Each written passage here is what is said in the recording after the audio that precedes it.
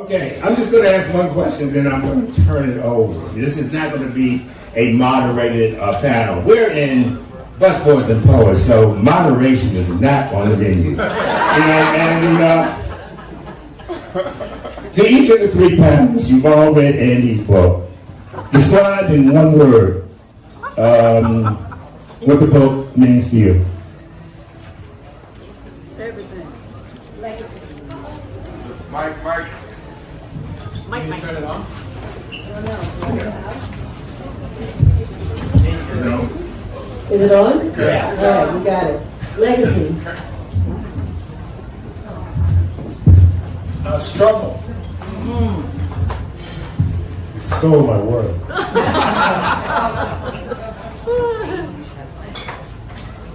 Belonging.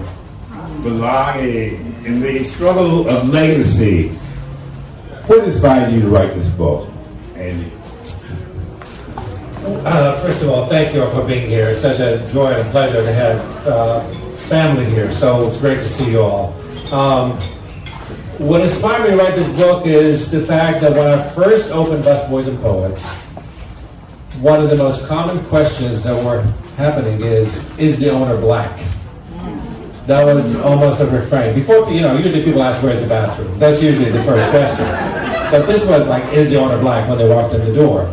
And for a moment, I had to think about what is it about this place that makes people feel that? And I didn't intend it to be a black place. That wasn't the intention. The intention was to make it a place that I would feel comfortable in, that I myself would feel comfortable in.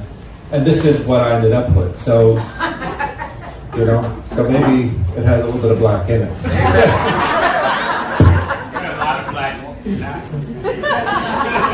It turned out, who was it? It was Ben Gillis that asked me to do my DNA.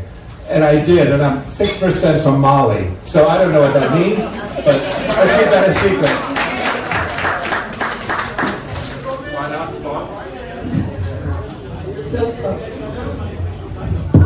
Well, I want to kind of begin at the beginning, because one of the reasons you got into the food business was because your father used to work in Washington for what was known as the Arab League.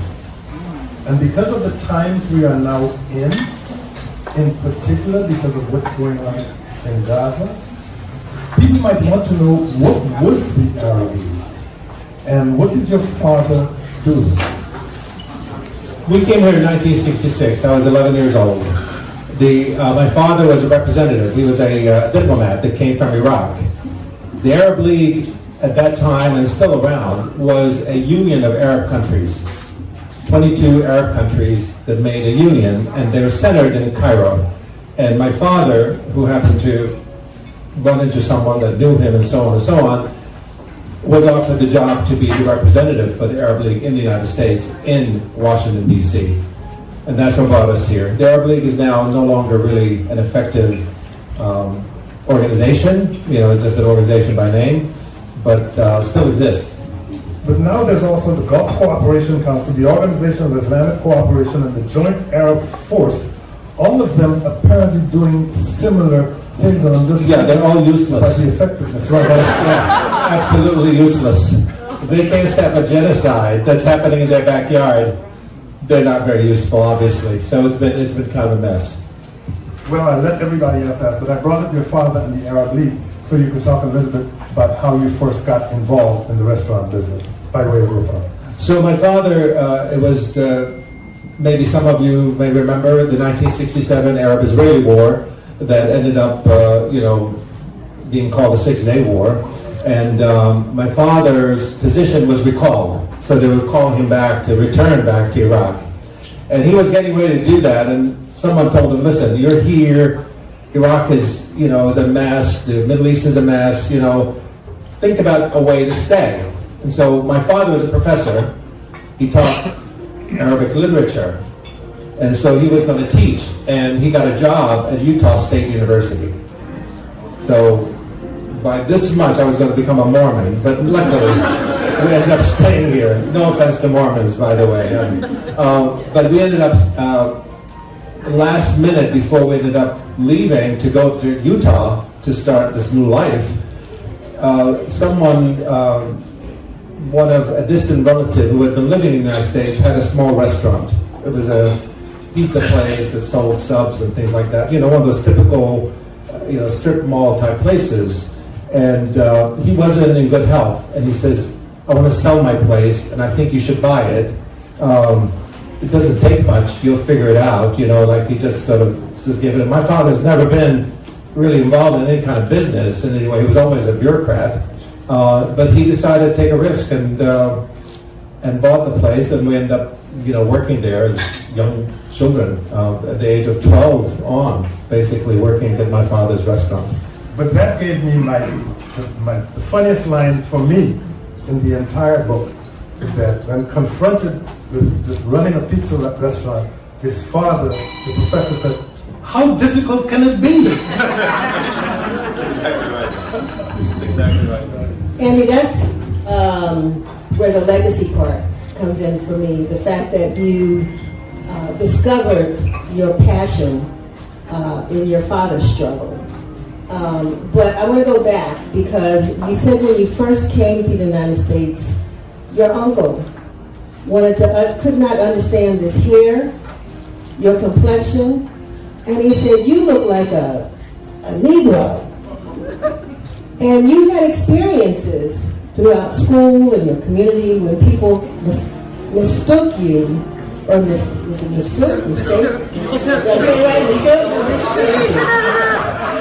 I'll make sure I got that right. For a black person. And they told you that it was going to be difficult for you. Talk about that a little bit.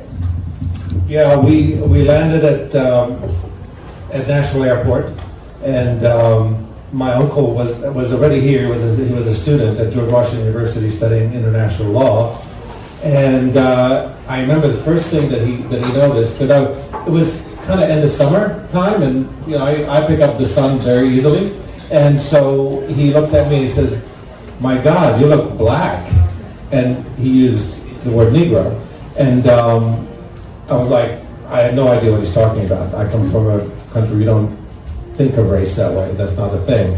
And he kept kind of badgering me about it. I had an afro when I was younger, and he would grab my hair, he touched my skin. He was like, "You look so different. Like, what's going on?" Kind of thing. And he looked at my father. He said, "Why do you let him out in the sun so much?" Yeah, so it was and I'm sitting there frozen, having no idea what is going on and what he's talking about. And then, of course, realized that, going to school and being in middle school at the time, my father also had this clever idea, not so clever, but to move us up a few grades because, the educational system in the United States, with all due respect, is not the best. And so the education system in Iraq was much better, and we were much more advanced. At 12, we were doing maybe junior and senior level work here in the United States. And so he moved us up one grade. He moved me up one grade. My brother, he kept him at the same grade because he wasn't as studious as I was. So he moved me up a grade. But being in that environment, being in school, the middle school back then, we went to Stratford Junior High School, which was the first desegregated junior high school in Virginia at the time. We were there, and every questionnaire you had was, are you white, black, or other? And those were the three categories that you had to choose from, and I had no idea what they even meant. And so I would leave them blank, and sometimes the teacher from a distance would look at me and make a decision of what I am, depending on the time of year that it happens. And so I felt very much like an outsider, and I remember being called high yellow, and I didn't know what high yellow meant. And I even looked it up in the dictionary, and there was no high yellow in the dictionary back then. So it was really funny, the whole idea of high yellow was, and people would giggle and laugh, and the girls would laugh at me, and so on.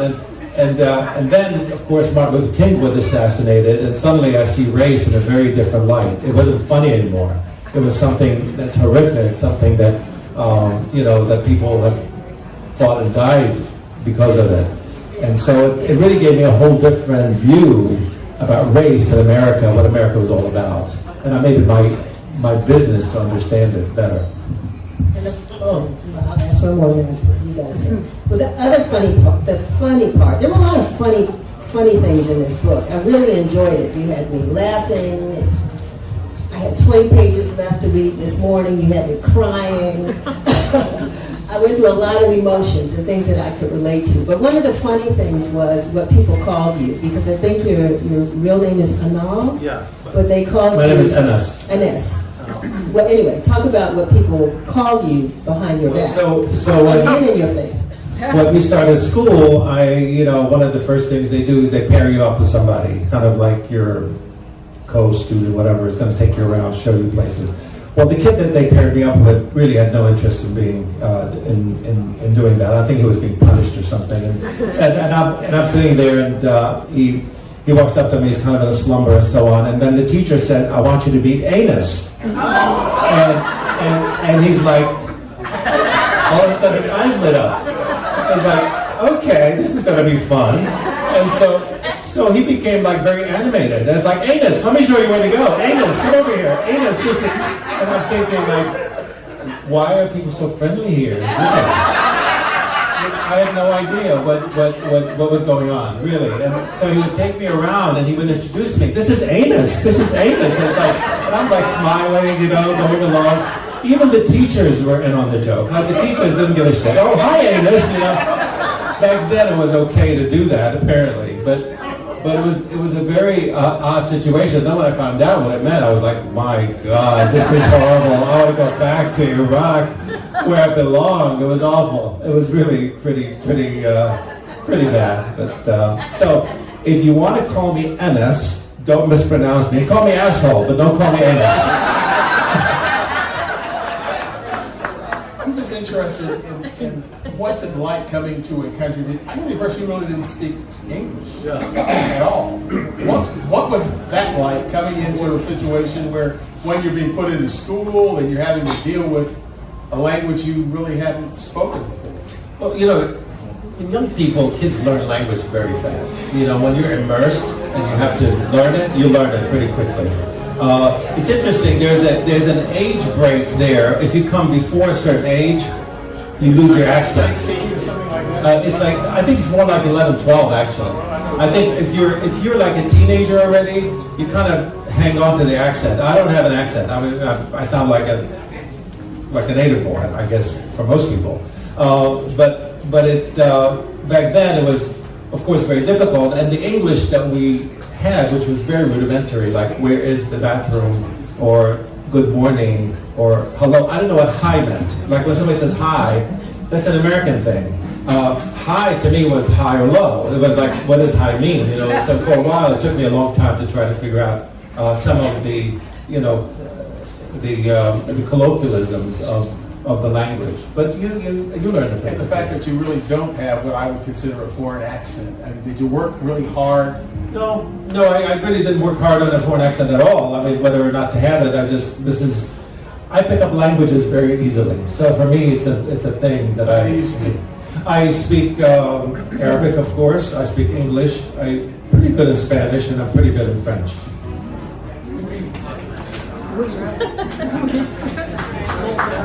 How did Enes become Andy? Well, so my father had, as I told you earlier, had a small little restaurant where we worked in. This is like a greasy spoon, what they call, a small place in a strip mall that had like, everybody came to it. It was like, the local attorney, the local doctor, the local plumber, the local mail carrier, everybody kind of intersected in that place. It was kind of like a Cheers sort of setup. And there was this one guy, this drunk, that came every single day, sat at the bar, and just drank beer after beer after beer. And he'd be there from maybe 11 o'clock in the morning till 9, 10 o'clock at night sometimes. It's a pizza parlor. Yeah, but it has a counter, so it's a pizza parlor. And the beer's cheap, and he just sat there. And he would smoke cigarettes. Back then you could smoke at restaurants. And so he would smoke nonstop, so his ashtray is always full. So one day I'm there, and he happened to be there, and I went to clean his ashtray, and I dumped it out, and I brought it back, cleaned it up, and so on. And he says, "You're a gentleman and a scholar." And I said, "Thank you." And he said, "What's your name?" And I said, "NS." And he says, "What?" And I said, "NS." And he says, "What?" And I said, "NS." And then he says, "I'm just going to call you Andy." And that was it. It was really that simple. And so afterwards, it was like, okay, Andy sounds much easier, and I don't have to explain it to anybody. I don't have to like stop it every time and to reintroduce myself and tell people what my name is and be afraid that they're going to call me Amos, you know. And so I started using Andy, and it's made my life so much easier. I was able to get around easier. Nobody asked me where I was from. It was okay, you know. So it became a thing. And for a while there in college, I tried to claw it back. It didn't work. And I've been trying to claw it back. It doesn't work. My mother calls me Andy. It's like, okay. I stopped fighting. I'm too old. You're named by a drunk.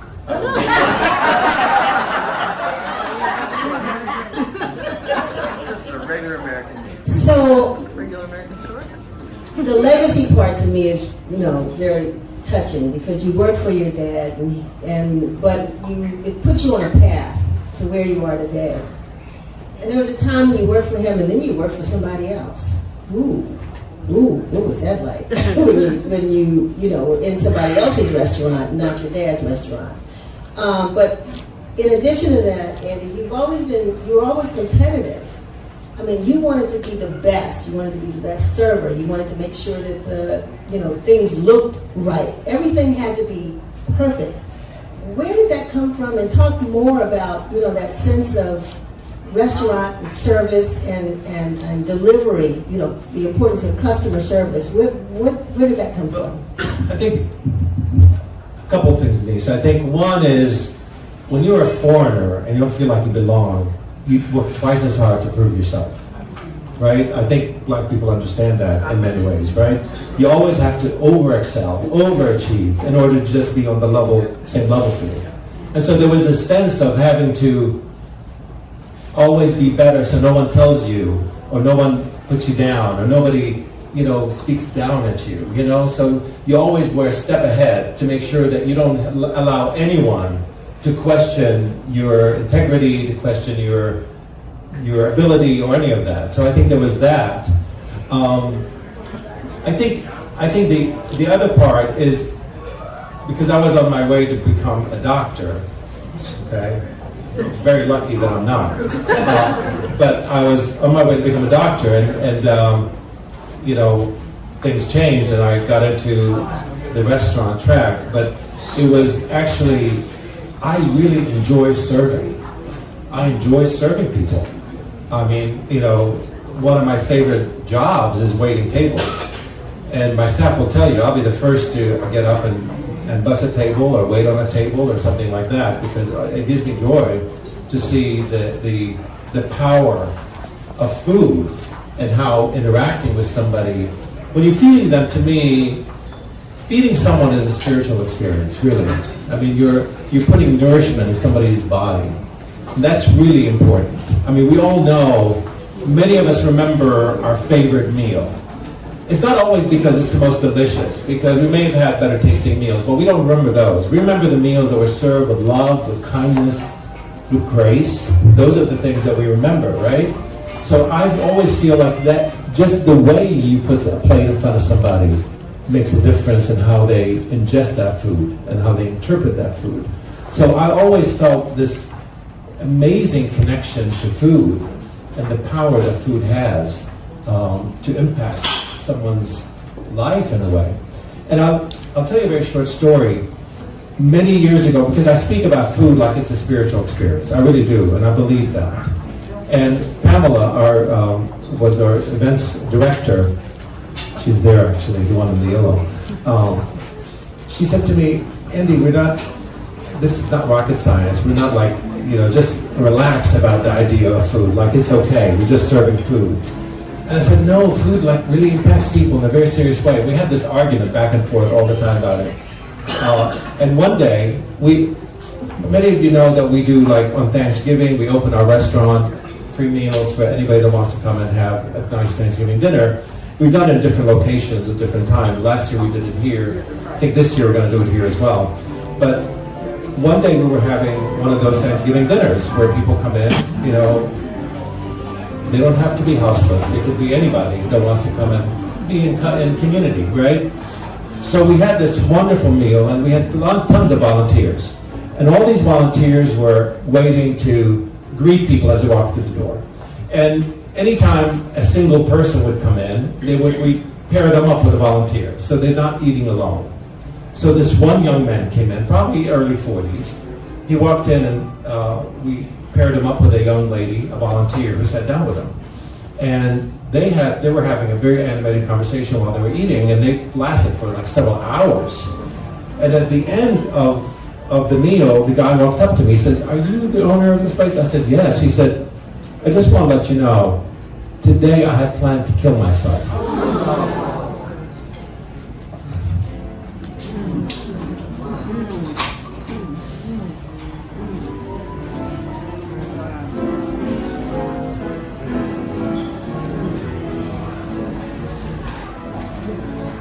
That is indeed a tough experience. So we need to take a moment.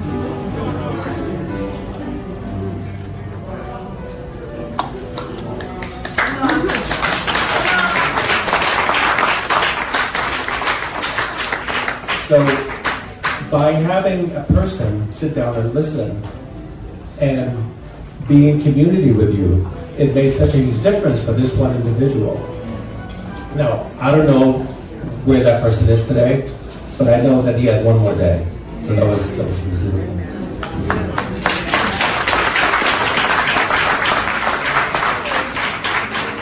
One thing, Andy, that I noticed was you were talking about recipes. This is a book about food, and sometimes it gets rather technical. In one little section I wanted to read, you were calling your mother to find out how to make rice. Yep. Make sure you wash the rice with cold water, put some oil in the bottom of the pot, and make it very hot. Once the oil starts to smoke, pour the wet rice on top of it and stir well, then add water to 1 inch above the rice, about the tip of your finger, no higher. That is instructional material. Exactly, yeah. I mean, rice is a very important part of a meal in Middle Eastern food.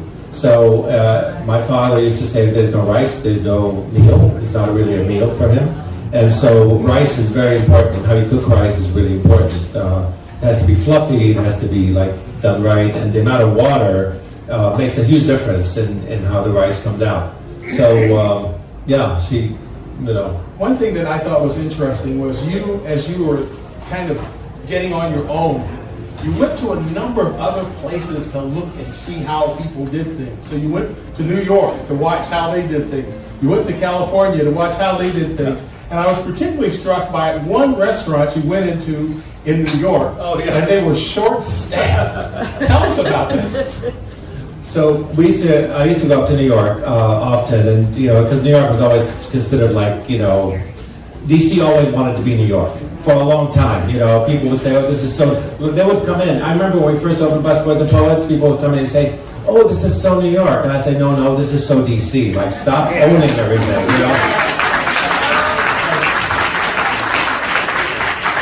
And one year we were, I think it was like maybe the third year we were open or something. The city paper used to have like this survey that readers do, and one of the questions of the survey was, what is the first place you would take an out-of-towner? And Busboys was number 1. Number 2 was the National Mall. Isn't that wild? Number 2 was the National. I think number 3 was the Art Gallery or something like that, but it was pretty wild. But so I would go up to New York sometimes to just get ideas, food, service, things like that. And I would go like in Soho and areas like that are kind of like, kind of hip and up and coming. And I would go from restaurant to restaurant. I would start with like a small breakfast, then I'd take a snack, and I'd change restaurants. Take a snack, then go to lunch, then do an after lunch, and then do a dessert, then do a dinner, then head back on the train for the same day. Very full and slightly drunk. But we went. It was about lunchtime. I walked into this one place. It wasn't a Soho. It was a tiny place, maybe the size of this room. And the owner, or I came to find out it was the owner, was actually kind of running the show on the floor. So she was getting water, and she was talking to people, and she was greeting people, and she was serving them and all this. And at the beginning, when I first came, I introduced myself to her, and I told her I'm here from DC, I'm looking at restaurants, I'm getting ideas, and I love your place, it's very cute. And we sort of hit it off. And then it was right before lunchtime, and then lunchtime hit and started to get busier. People started coming in through the door. And I'm sitting there, I can't sit still when I see people at the door, I gotta get up. So I see she's running behind the bar, getting a drink, she's doing stuff. I got up, I knew where the menus were. I just grabbed some menus and I seated the next party, randomly, at a table. And I went up to her, she was behind the bar at the time, I said, look, we just met, right? So she knew who I was, I wasn't crazy, So I said to her, look, I'd be happy to just seat people, get them water, and you can take care of the rest. I said, I have nothing else to do, so I'm fine with that. And she looked at me for a second and then panicked, she said, okay. So What you said was he's drunk. But I'll use them anyway. So I started seating tables, and within 10 minutes we were a team, Water, table 3, water's and I didn't know table numbers, but I'd say the table at the door, the table near the window, or the second booth, or whatever. And the place got packed, and I'm running around it. By the end, I was ready to take table orders or whatever it was. And at the end, of course, once things slowed down, I sat down. She joined me. She bought me a wonderful lunch, and we had a great time. And I left much more enriched. Well, there are a lot of restaurants, but there are really no restaurants like Busboys and Poets.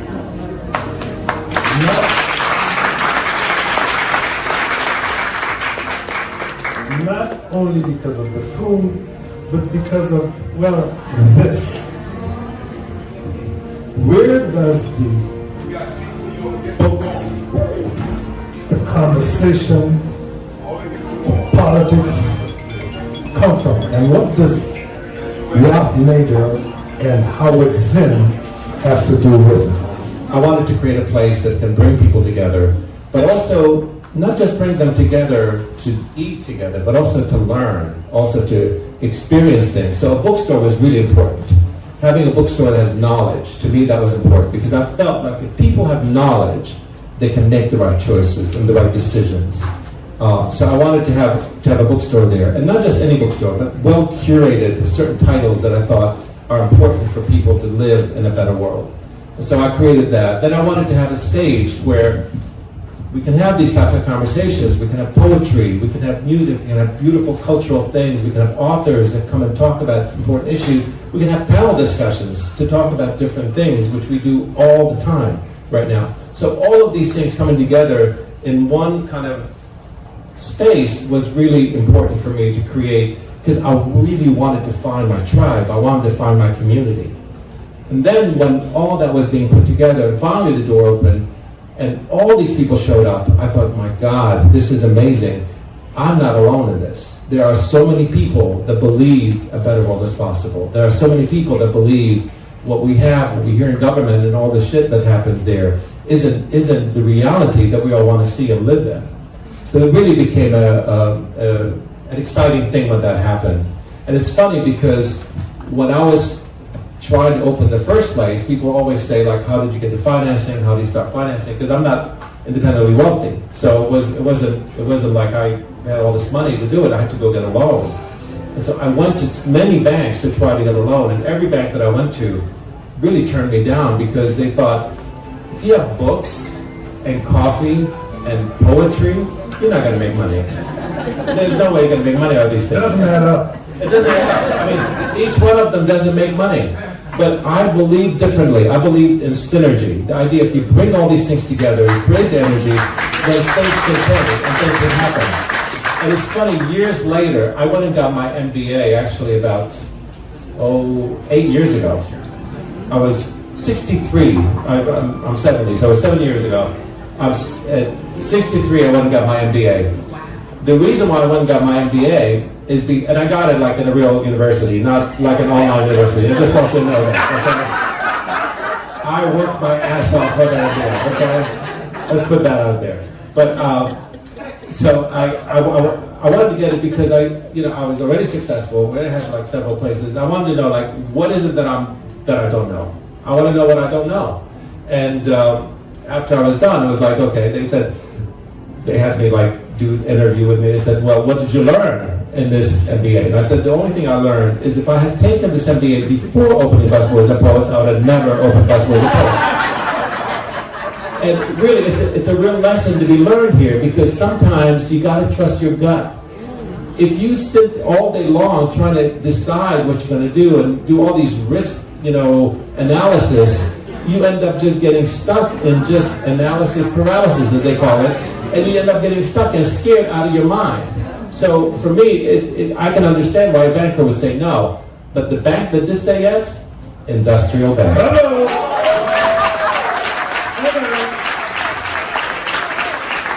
They immediately got it. And it was really funny because I put together a business plan, right? I didn't know what a business plan was. I didn't know what a pro forma was. And those are business terms, right? A business plan is you write down in, several pieces of paper what the business is about. And a pro forma is basically an Excel sheet that has like how many seats you have, how much each seat's going to bring, what are your expenses, what's your income, so on. And you got to have a positive bottom line, right?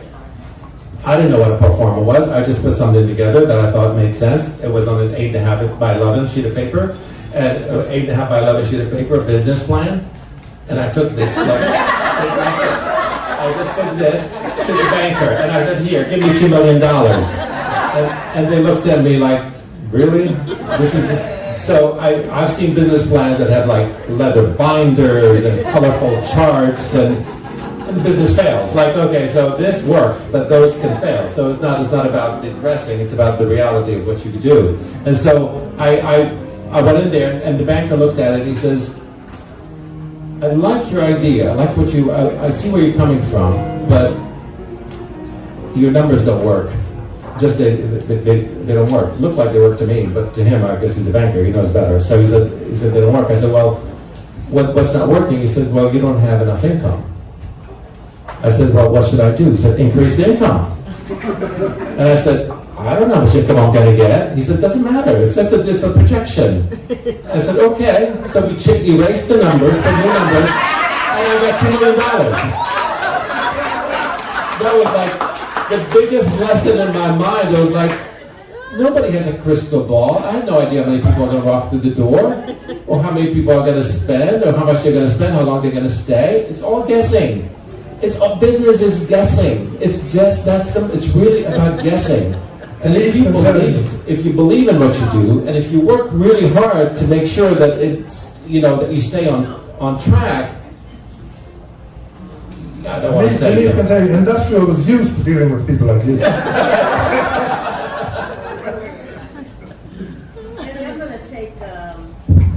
I'm going to take issue with you about this work-life balance. Unless, again, I know that 108 some pages is not enough to tell your whole life story.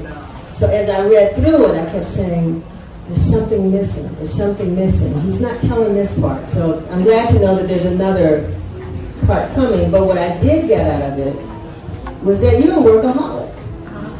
At least this book's painted that picture, so much so that when the first Busboys opened, you called your wife to tell her, I'm spending the night, and you slept on a bench in the restaurant. I slept on benches many times. In my restaurant, that is. But what I got in bits and pieces of this was that, one, you found time to meet a woman that you fell in love with. You married her, and somewhere along the way, you all had, 4 kids? I'm like, you're Russian. You are really rushing through life, but things happen. But that's the part I wanted to know more about. How you were able to have that work-life balance and to sustain the relationship and to raise. What do you have? 2 girls and 2 boys. And 2 boys. 2 boys. And, Okay. I mean, Marjan is at the other location for another event that we have right now. So she said, I've heard you many times. I don't need to listen to you. She decided to go there. But it's. I think having a good partner is really important. I mean, I have a very chaotic life, but I have to have balance at home. I have to have calm at home. If I had to come to somebody that was waiting for me at the door to can't wait till I get home so they can just tell me about their problems, I'm like, I'm not having it. I'm not interested. I remember when I first met Marjan, we were getting ready to maybe take the relationship to a different level. I told her, I said, listen, I'm in business, and I want you to understand that my work is my priority. That you may have to be second.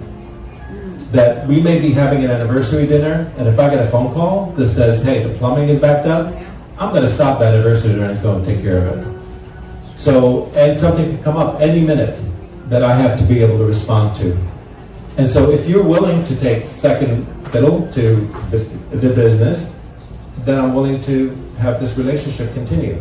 And it sounds crass, but honestly, I don't know what you all think, but if you have a really bad business and you're frustrated and angry all the time because you can't pay your bills and you can't take care of things, it puts the biggest strain on the relationship. I think everybody would know that. And the relationship would end up breaking up anyway. So start with that in mind. It's like, I really love what I do, and I love you as well, but I want to make sure that you understand that it's not one or the other. There'll be times where you may be priority, but there'll be many times where business is the priority, and I have to always put that ahead. I don't like the word workaholic. I say it sounds like a disease.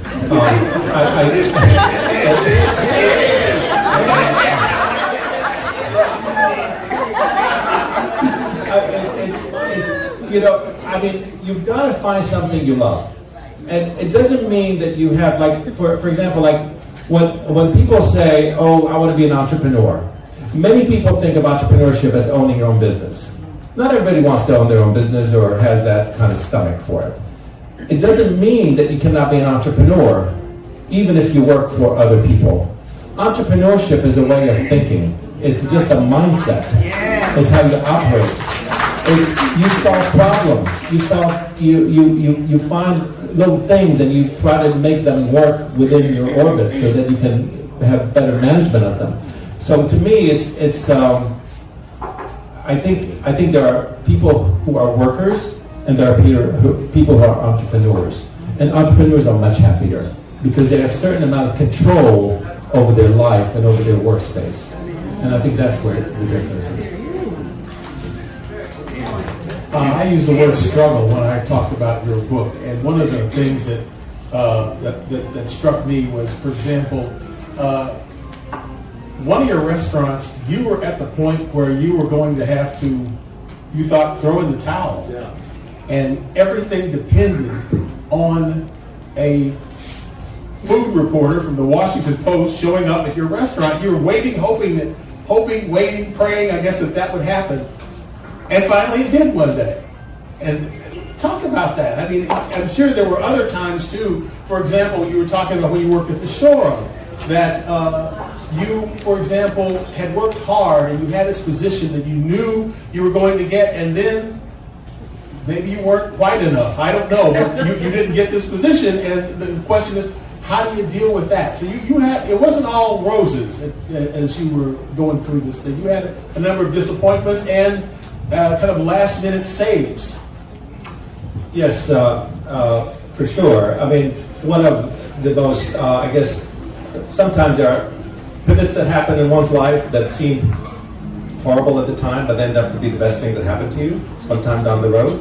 For instance, I was working at the Shoreham Hotel, and I was going to be, I was one of the food and beverage managers at the Shoreham Hotel for a while there, and I was up to the assistant food and beverage director of the hotel, and the position came up, and I was definitely next in line. I mean, I had the credentials. I felt like I was a hard worker. I knew what I was doing, and they passed me over, and they hired this Argentinian guy who looked very white and had really good hair, and wore Rolex watches, and he just looked the part, I guess, more than I did. And I was really offended by it. And I thought, you know what? I will never be able to make it in corporate America because I just don't look the part. Especially in the industry at that time, the hotel industry was very European.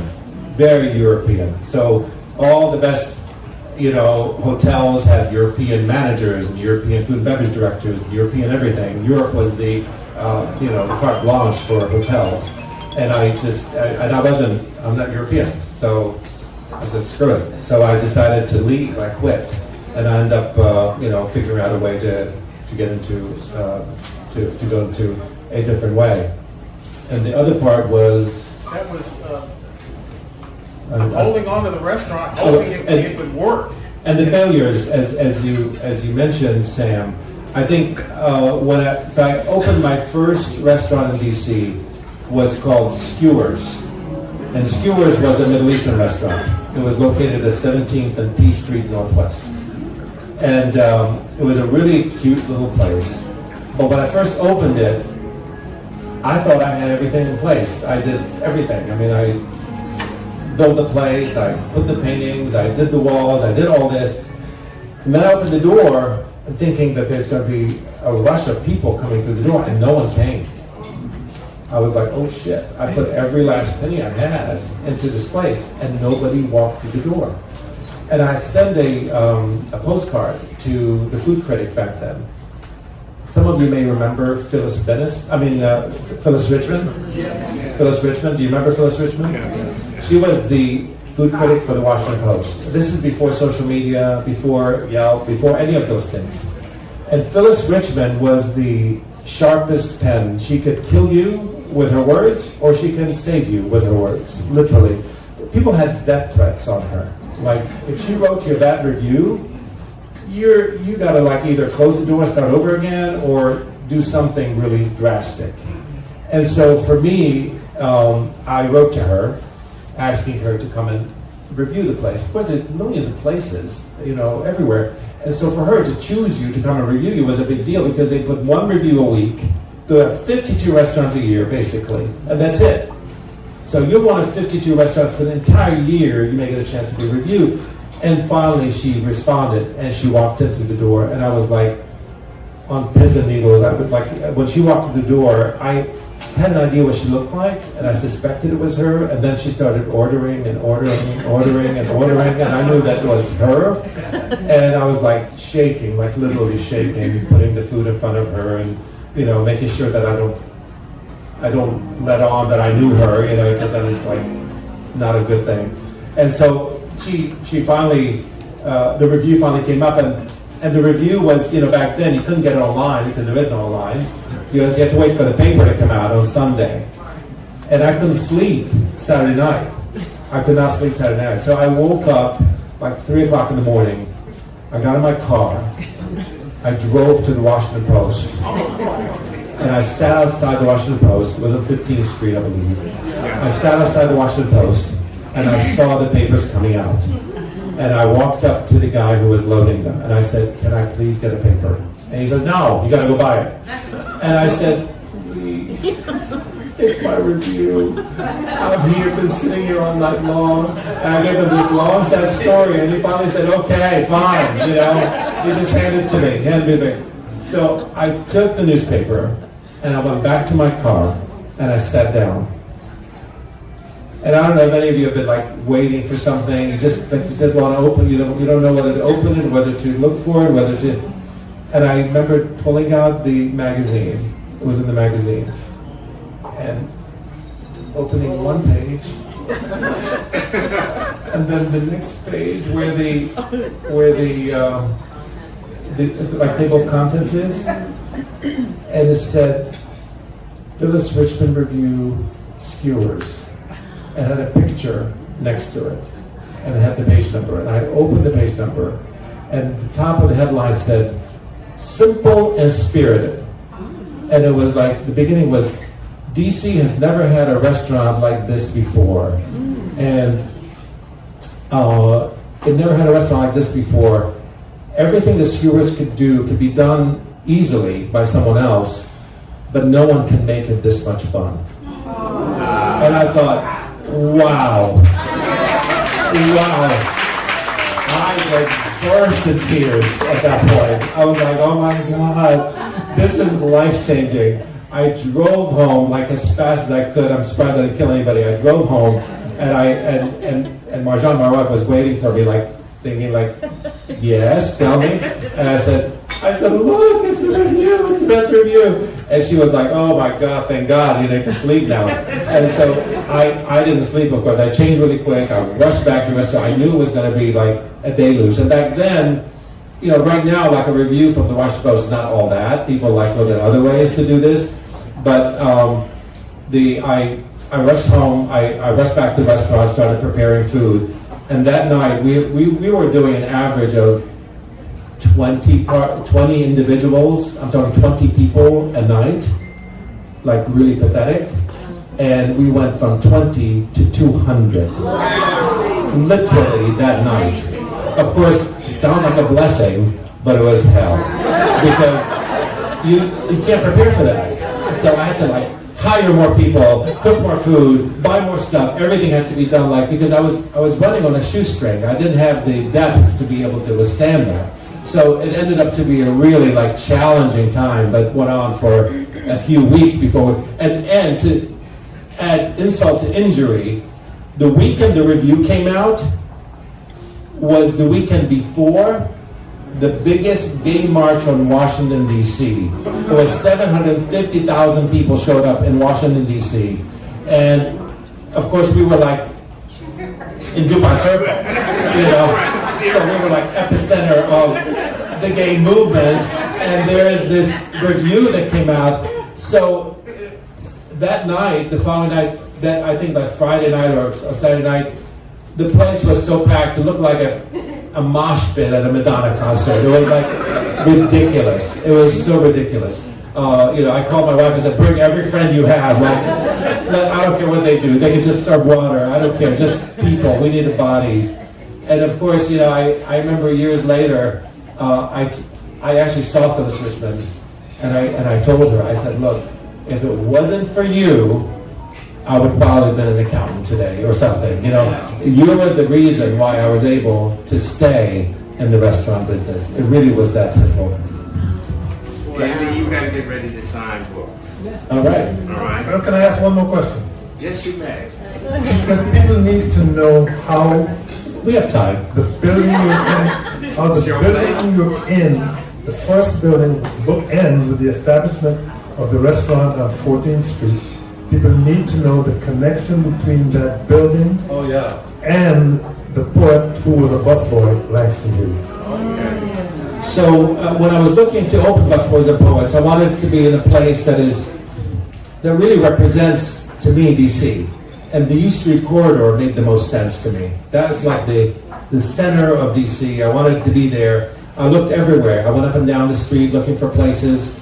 Many of you know that used to be called Black Broadway. Sorry New York, but that was the birthplace of the Harlem Renaissance, is U Street, the U Street corridor. The Howard Theater opened several years before the Apollo Theater. People need to know that, and New Yorkers can go F themselves. Really, it's so funny. The Harlem Renaissance started in D.C. I want you all to remember that and repeat it. Yeah. So as I was driving up and down the street, I was seeing the changes that were happening there. There were many buildings that were coming up, and a lot of the buildings are named after iconic figures who lived in D.C. For instance, there was a building called the Ellington, named after the Ellington, still there, right? So this is a Black Broadway, naturally a building named the Ellington makes sense. But what didn't make sense is that the retail part of it, there was a tanning salon. So in a building called the Ellington, on a street called Black Broadway in segregated D.C., there's a tanning salon, was one of the first businesses to open there, after all the changes that were happening. So I thought, oh wow, what an interesting business model for that one. And then I turned the corner around and I saw a building called the Langston Lofts. And I knew that many of the people that were probably moving into that building, young white professionals that were moving into the city, as the city was going through some serious gentrification, still is. You see, the young people had no idea what the building's named after. Like, to them, Langston could be, the cousin of the developer. They had no idea who Langston Hughes was. But they had a picture of Langston Hughes actually in the lobby, but no one paid attention to it. I don't think they knew who that was or whether there was any relationship to that picture to the building. And so when I started thinking about doing the place, I knew it had to have a connection to there. And of course, Langston Hughes lived in D.C. And some of you may know the name Busboys and Poets comes from that. It comes from Langston Hughes worked at the Wardman Park Hotel, and he was writing poetry as a young man, then at age 22. Of course, being black, he couldn't eat in that restaurant, but he worked in that restaurant as a busboy. And one night, a very famous poet by the name of Vacha Lindsay. Many of you have no idea who Vacha Lindsay is, nor should you. But Langston Hughes became somebody really important after that. But the reason why is because Langston Hughes saw Vacha Lindsay there, recognized him, wrote some poetry on a piece of paper, put it next to his plate. The next day on his way to work, he picked up the newspaper and he read that Vacha Lindsay had discovered a busboy poet. And that's the name Busboys and Poets comes from. So it's connected to Langston Hughes and to the building that we're in. And of course, I name all the rooms, different people. This is the Marion Barry room, many of you know. The one in the 14th Street is called the Langston Room, which is the room in the back that we have events and programs in. So since Phil's going to give us one more chance to ask one more question. He's in charge. Yes, and like I said, I'm not going to tell you what's in this book and what's not in this book. A lot of what he said is in this book. A lot of what he said is not in this book. So you got to read it to figure out what's in it and what's not. And you will enjoy it. I truly believe that. But I want to ask a question. I have two. One was about the art because the store. Well, and I won't go there. I'm just going to let them read it. But the part that I want to kind of move a little bit away from you, Andy, and I know how important it is. We talked about service and the people that you brought in to actually serve your customers. I mean, how you select your staff. And I know even here at this Busboys, you've been very, very focused on making sure you're bringing in the right people. It was really nice to see some unfamiliar faces at the front, some young men out there who were very, very hospitable. But this is a gift that you have that you really focus on to make sure that people understand where they are, who they're serving, and why that's important. How do you get that across, and why is that important to you? Well, when we first opened Busboys and Poets, as I said, there was a real intentional approach to race, because I knew, having worked in many restaurants throughout my life, I knew how race plays out in restaurants. I knew race in America plays out in everything, but in restaurants it has a heightened feel to it. I mean, we all know about the Greensboro sit-ins and at Woolworth, at the Woolworth counters, and how I was always really kind of shocked by how otherwise seemingly civilized people can actually stand next to somebody and pour ketchup and sugar on their head because they're different than they are. It made absolutely no sense to me, but I also understood that food and dining together with others has a spiritual space to it, right? So people are very afraid to break bread with people that are different than they are. That's historic, right? So I wanted to create that kind of space, where people come in and feel a sense of comfort. So I started out with what we call a tribal statement. And I wanted race to be at the forefront. Our travel statement says, we are a place where racial and cultural connections are consciously uplifted. A place where art, culture, and politics intentionally collides. A place to take a deliberate pause and feed your mind, body, and soul. We believe in creating such a place, we can begin to transform our community and transform the world. I know it sounds very lofty and very big, but I really did believe that somehow you got to start with the end in mind. What is it that you want to do? And to creating a space that are racially charged. I wanted people, when we first opened, and I do this now once in a while, but I used to do it every single group of people that come into work. I would sit down with them and I talk to them about race. And so the orientations, our orientations, which I still do now, orientations are, you know, we do the HR stuff and we do the usual stuff that, you know, people have to do. And then they tell them, the owner is going to come and talk to you. And most people think, oh, he's going to come and tell us how we have to, like, wear the right uniform and behave well and all this stuff. And I walk in and I say, well, I want to talk about race. How does race play into your life? How does race impact you? Have you gone out to restaurants where you felt racially profiled? How does that feel? What does that look like? And so this conversation, I don't know of any other CEO that has this kind of conversation with their staff. Oftentimes CEOs, especially with the DEI stuff, which was a lot of bullshit, let's face it, because many people that were working in that or doing, not the people that were working doing the work, I think the people that were doing the work were sincere and wanted to make it happen, but oftentimes it was one of those check the mark, you know, check the box kind of thing. We have DEI, let's move on. We have a department that is DEI and has nothing to do with the rest of the organization. You know, and that's why they were able to remove it in a heartbeat, because it wasn't really integrated into the system. Organizations that had DEI as part of the DNA, they don't care whether you remove DEI or not. It's part of DNA. It's not a thing. It's not just an acronym. It's an actual way of life. And so I would have these conversations with these folks, and I would give an example. I say, let's say it's a Saturday morning. And let's say you have an empty restaurant that you just opened the door, and you're the host at the front, and a black couple walks in, and you take the black couple across that entire empty restaurant and see them in the back in the corner. I said, what are the black couple thinking? They're probably thinking like, are you trying to hide us? Why are you putting us in the back? Right? So that creates a whole different dynamic of their experience, how they eat, how they order, how they treat their server, how they tip even.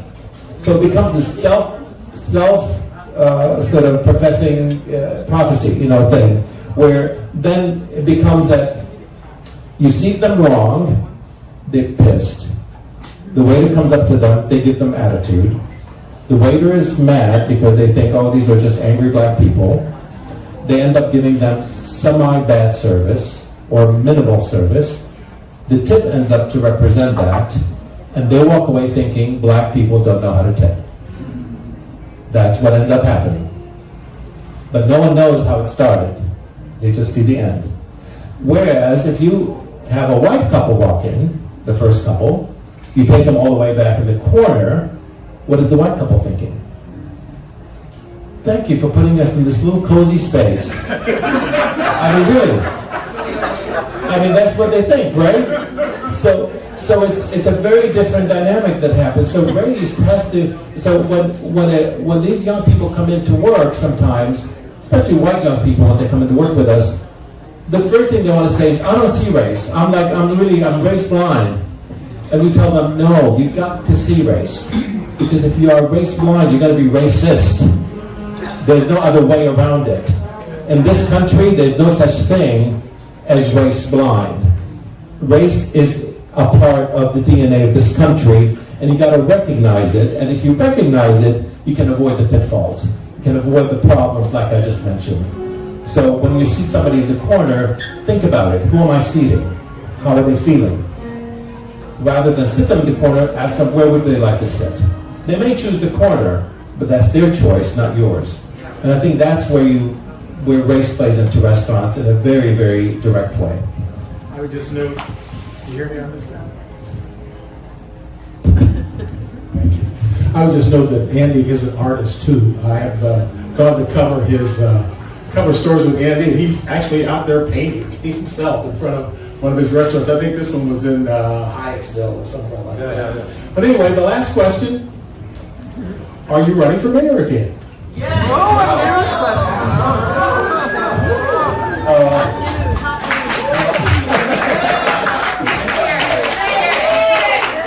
Be careful what you wish for.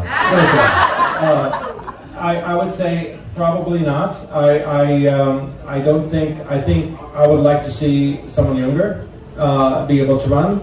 I think there's lots of great people out there that can do this job far better than I would. I think I'm a better agitator than I'm a legislator, I think. And I love being an agitator. It's such a comforting space to be. I can trash the mayor all I want without having to do the work she has to do. I know, I get back and forth with her about the way she's handling herself with Trump. And then I saw her in front of, what's her name, Nancy Mace, that woman that was asking about, and I saw how she answered. I wrote to her, I said, good job, Nancy. I think it was the first time I told her good job. She responded, she said thank you. So I was like, okay, we're on back on track. But yeah, I've been back and forth with the mayor, and I wish her the best. But I'm is anybody running here for office? Where's Celine? Where's all kinds of people? Kimon. Yeah. Kimon, where are you, Kimon? Yeah, exactly. Andy, welcome. You did. I'm gonna take the. Wasn't this wonderful? Thank you so much, Andy and Kojo, Sam.